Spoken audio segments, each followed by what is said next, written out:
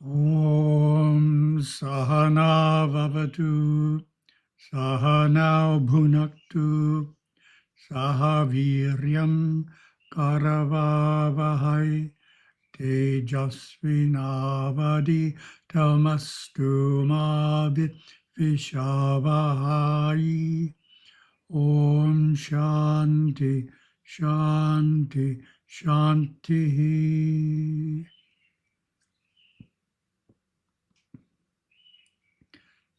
And we will share the screen here. Share, there we go. We'll move this one. And we are ready to go.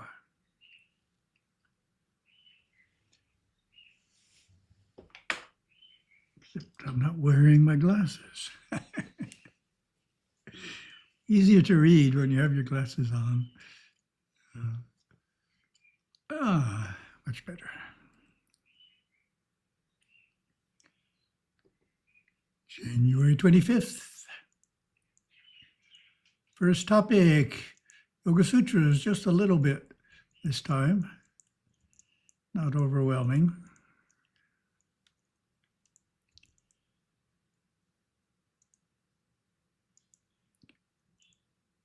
We are still in chapter 1.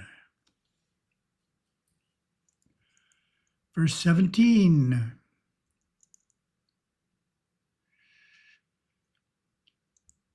I was talking about Samadhi, so I wouldn't worry too much about the details. We'll summarize it all later, the different types of Samadhi. Differentiated Samadhi involves cogitation, subtle reflection, bliss, or I amness. Oh, my commentary. In ordinary perception, the subject and the object are always distinct. This is the common experience of perceiver and that which is perceived. The distinguishing factor from the perspective of Samadhi is the experiential identification or oneness of the subject and object. Here, Patanjali is distinguishing between the perfect oneness of deeper samadhis and the residual duality of other samadhis, which preserve a duality that can include cogitation, reflection, blissfulness, and selfhood. The latter are forms of differentiated meditative absorption, samprajñata samadhi, in which the object of meditation remains distinct or differentiated from the meditator. Patanjali will later reveal deeper states where such duality ceases to exist. Then we have Gurudeva's quote here. The self is timeless, causeless, and formless. Therefore, being that, it has no relation whatsoever to time, space, and form. Form is in a constant state of creation, preservation, and destruction within space, thus creating consciousness called time, and has no relationship to timelessness, causelessness, or formlessness. The individual soul, when mature, can make the leap from the consciousness of space-time causation into the timeless, causeless, formless self. This is the ultimate maturing of the soul on this planet. That's a really important statement.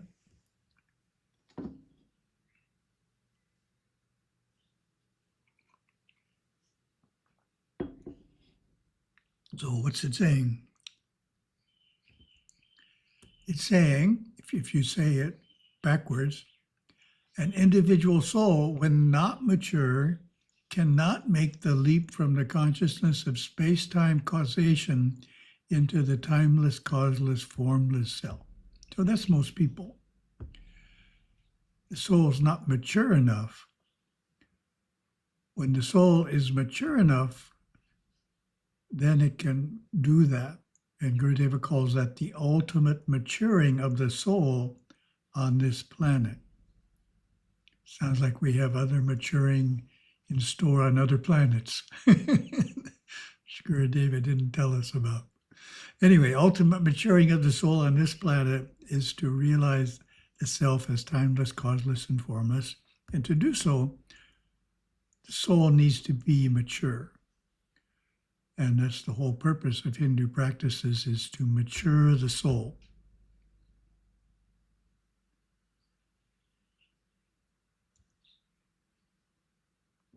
And some additional thoughts. This is our graphic for additional thoughts.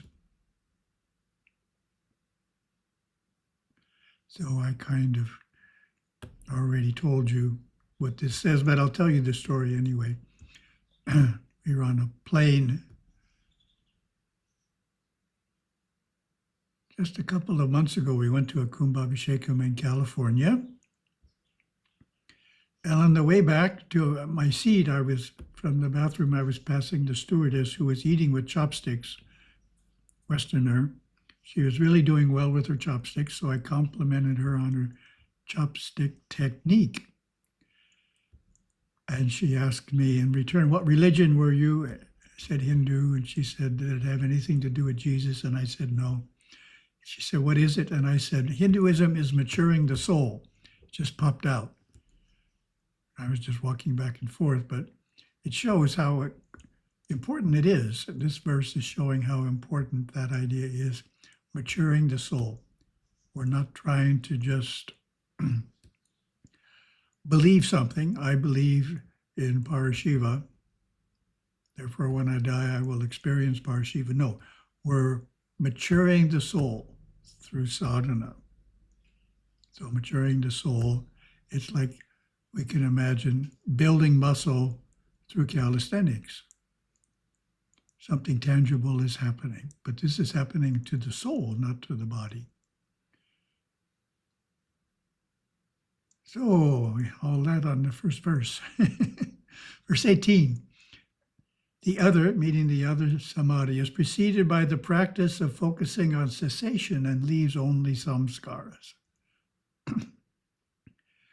In the two sutras above, Patanjali introduces the term samadhi, the principal subject of this chapter, the goal of yoga practice. The idea of this sutra is that when one is in cognitive samadhi and all mental activity is terminated without gross or subtle objects, or even bliss or selfhood present, one enters the deeper state known as asamprajñata samadhi. So we put an A in front, which means not the samprajñata samadhi. Though that term is not used here by Patanjali, it is implied by his reference to the other. In sum, the deepest samadhi is reached more by giving up everything than by attaining something new. Good statement. And Gurudeva's quote, the self, Parashiva, can be realized only when the devotee turns away from the world, giving it up, and enters the cave within as a way of life through initiation and under vows. We know the self within ourselves only when we fully turn into ourselves through concentration, meditation, and contemplation, and then sustain the resulting samadhi of Satchidananda, pure consciousness, in hopes of determined to find that which cannot be described, that which was spoken about by the rishis, Parashiva, beyond the stilled mind, Parashiva that has stopped time, transcended space, and dissolved all form. Verse 19. Those who are unembodied and those who are absorbed in prakriti remain focused on becoming. Oh, this is pretty obscure. This sutra refers to two categories of unembodied beings in the inner worlds, those who have merged with the all and those who are between births. For such beings, there persists an aspiration of becoming, which does not exist. In the highest samadhi that severs all attachments and bestows perfect kaivalya. Both groups remain tethered to prakriti, meaning the world, and its workings by their attachment to becoming, and have not achieved liberation.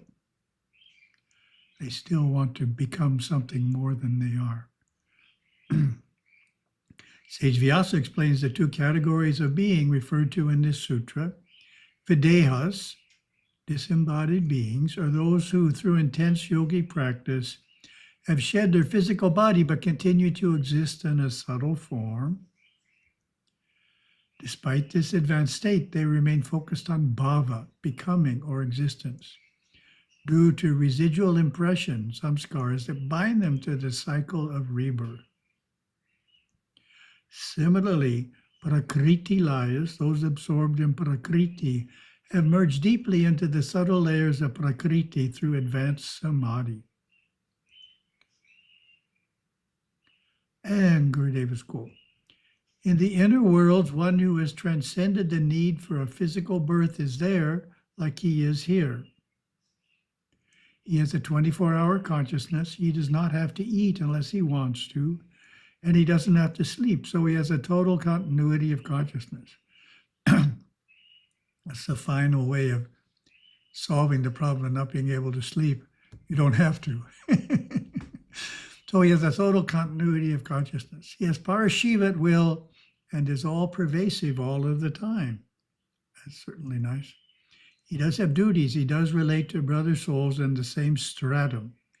And he does evolve, continuing an evolution from chakra to chakra to chakra. For there are chakras or nadis above the sarasvara for which he does not need a physical body. This again is for the upadeshi. The nirvani would not turn back but proceed onward. The first realization of parashiva, the impact of the aftermath, allows you the decision to choose between the dispassion of the nirvani and the compassion of the upadeshi. Very nice. So you can see Gurudeva is talking a little bit about the evolution that the soul continues to do after achieving liberation from this. He does evolve, continuing an evolution. Verse 20. For others, it is preceded by faith, energy, mindfulness, samadhi, and mystical insight. In contrast to those yogis who have achieved a quasi-liberation, those who attain the ultimate samadhi, referred to as it in this sutra, do so by virtue of their faith, energy, mindfulness, samadhi, and mystical insight. This is a traditional list of practices and qualities shared among Hindu and Buddhist traditions in ancient times and today. Gurudeva's quote, the yogi who is in the process of yoga, who has not graduated to God realization, is not yet a jnani. Though he has all kinds of realizations along the way, some sustained, others yet to be sustained. The yogi is seeking, striving, changing, unfolding, trying with all his heart to become, to know his ultimate goal. When the merger has become complete, when two have become one, he is no longer a yogi, he is a jnani. When the student graduates from college, he is no longer a student, he is a graduate. The merger of which I speak is parashiva, to be experienced by the sannyasin who has turned from the world and into himself. Very good.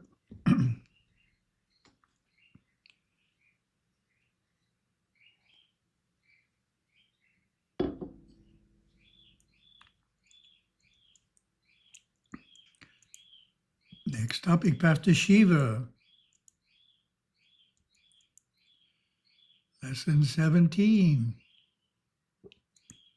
What are the beliefs of Saivism? Every religion has a set of core beliefs called a creed that summarizes its theology. Children learn the creed of their faith at a young age. By knowing and understanding our creed, we can express our tradition in basic and consistent terms to followers of other faiths. The 12 beliefs capture the main ideas of Saiva Siddhanta, which is one of the 6 schools of Saivism. They contain our view of God's soul and world, evil, love, and more. Beliefs vary greatly among the religions of the world. Our beliefs create our attitudes, and our attitudes influence our actions. Therefore, what we believe shapes our lives, defines our culture, and molds our future. Each person's actions can be traced back to what he believes about himself, other people, and the world around him.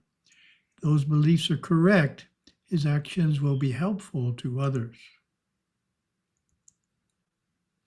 Consider the belief in God as a loving power flowing through everything. This creates an attitude of respect, kindness, and compassion. In contrast, the belief in an evil power and light forces and dark forces creates the attitude that is acceptable to cause pain and injury to those we judge to be evil. Gurudeva explained the power of belief. The human mind is exactly like a computer. Programs that go in are the beliefs. Their performance is the attitude, and the knowledge or the impetus that passes through both determines the output or the action. Children will learn the basic attitudes from their mothers and fathers by absorbing the beliefs that their mothers and fathers have placed into their subconscious mind, even prenatally. That's interesting. This is the first stage of writing the code as a programmer would do in creating a new application. Memorize these 12 beliefs. In doing so, you will help to perpetuate Saivism's culture of devotion, humility, nonviolence, compassion, and service. Belief number 1, regarding God's unmanifest reality. So, how would you explain that belief? Give it a try, and then I'll read it afterwards.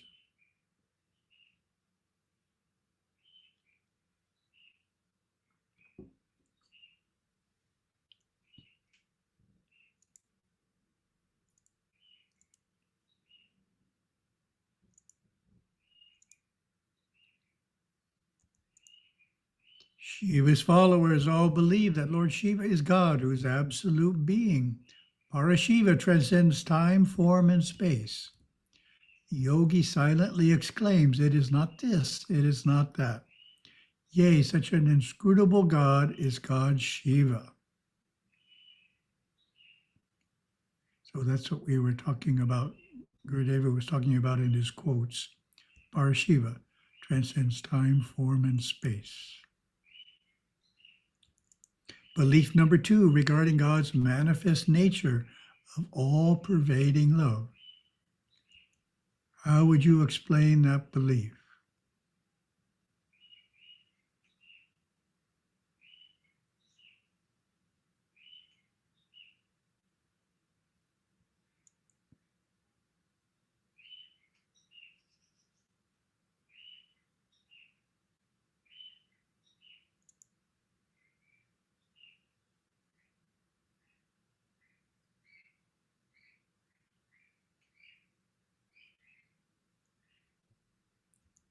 Shiva's followers all believe that Lord Shiva is God, whose eminent nature of love, Parashakti, is the substratum, primal substance, or pure consciousness flowing through all form as energy, existence, knowledge, and bliss. So first belief, Parashiva. Second belief, Parashakti. It's a long A there, which I sometimes forget to pronounce. Parashakti.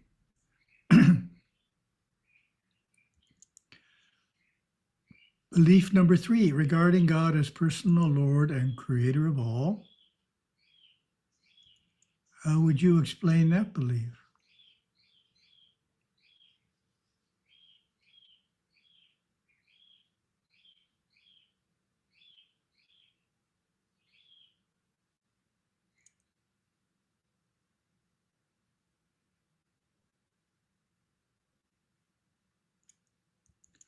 Shiva's followers all believe that Lord Shiva is God, whose eminent nature is the primal soul, Supreme Mahadeva, Parameshvara, author of Vedas and Agamas, the creator, preserver, and destroyer of all that exists.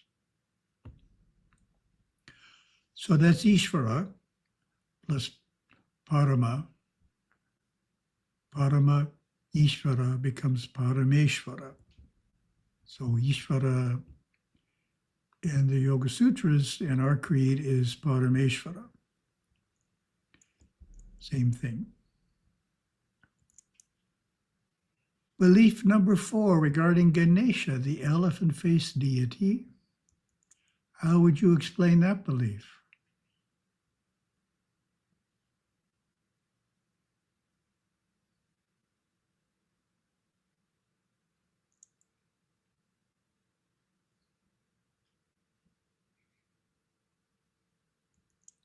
Shiva's followers all believe in the Mahadeva, Lord Ganesha, son of Siva Shakti, to whom they must first supplicate before beginning any worship or task.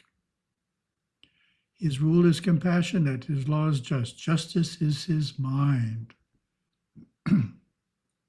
So we need to worship him before beginning any worship or task. Very important. And he's the son. So there's no Puranic stories about the birth of Shiva or the birth of Shakti. They've always existed. But when it comes to Ganesha and Murugan, they both have stories about their birth, showing that they haven't always existed. Belief number 5 regarding the deity, Kartikeya. How would you explain that belief?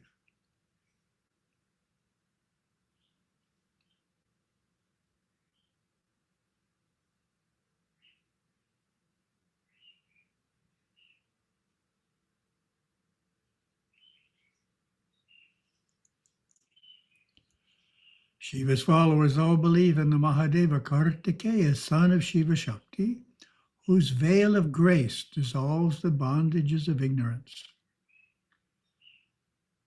So that's key. His veil of grace dissolves the bondages of ignorance. The yogi locked in lotus venerates Murugan. Thus restrained, his mind becomes calm.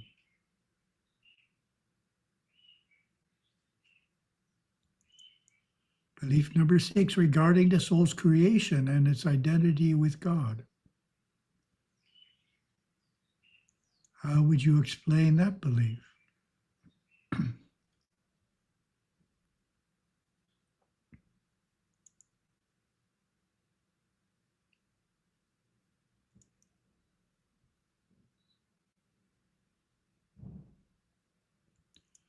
Shiva's followers all believe that each soul, Pashu, is created by Lord Shiva and is identical to him, and that this identity will be fully realized by all souls when the bondage of Anava, Karma, and Maya is removed by his grace. So that's an important perspective. We're already one with Shiva. We're just not aware of that part of us that is one with Shiva. We're aware of the part of us that's not one with Shiva. That's already the case. It's like something's buried in your backyard. You know, you just have to dig it up, uncover it. It's always there. So we just have to get rid of Anava, Karma, and Maya, which is covering it up. Belief number 7, regarding the gross, subtle, and causal planes of existence. How would you explain that belief?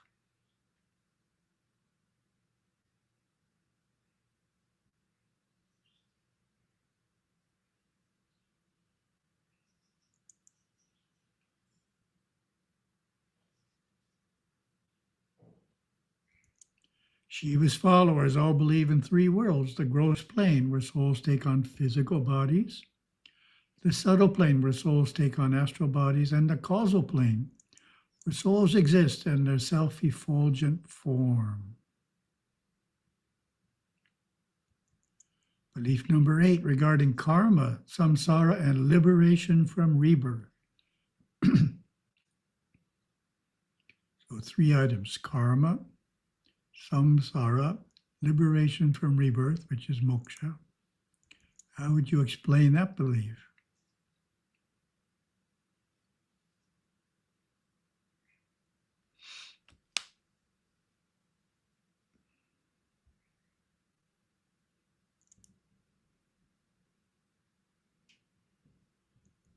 Shiva's followers all believe in the law of karma, that one must reap the effects of all actions he has caused, and that each soul continues to reincarnate until all karmas are resolved and moksha, liberation, is attained.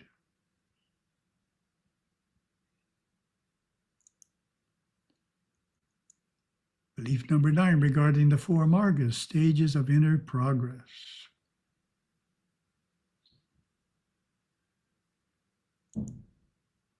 How would you explain that belief?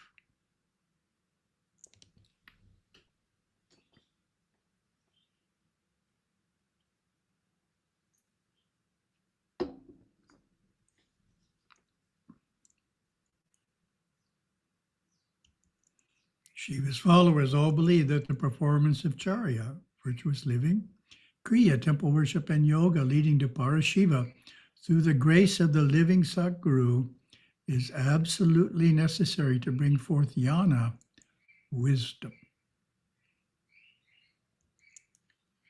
Belief number 10 regarding the goodness of all.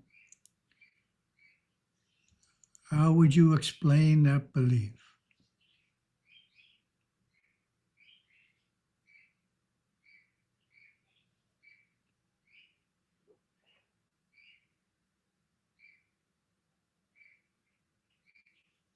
That's an easy one. Shiva's followers all believe there is no intrinsic evil. Evil has no source unless the source of evil's seeming be ignorance itself. They are truly compassionate, knowing that ultimately there is no good or bad. All is Shiva's will. In other words, intrinsically, everyone is divine or good. All people. It's just that some people aren't in touch with that divinity, that goodness, and their actions don't reflect it. But it's still there. Eventually they'll become aware of it. They're not a different type of person than someone whose actions are reflecting goodness. Belief number 11 regarding the esoteric purpose of temple worship. How would you explain that belief?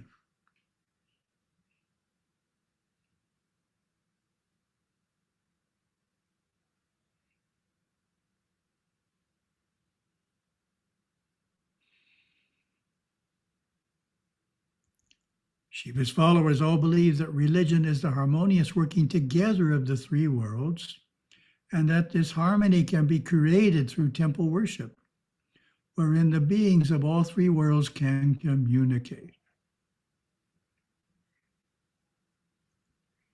And the last one, belief number 12, regarding the sacred letters 5. How would you explain that belief?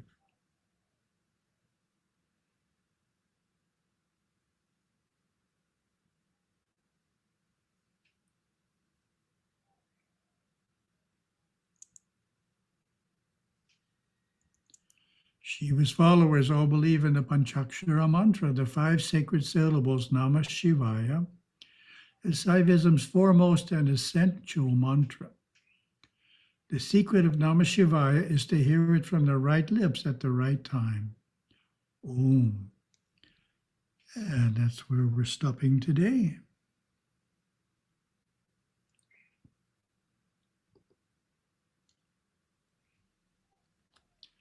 Thank you very much. Om.